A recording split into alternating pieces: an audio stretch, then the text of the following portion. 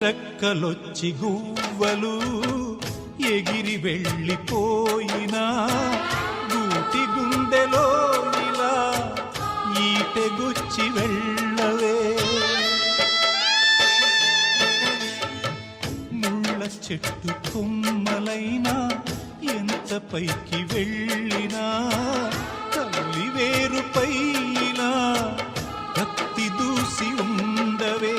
మీరే తన లోకమని బతికిన సోదరుని సాలే ఇక వెళ్ళమని తరిమిన మిమ్ముగని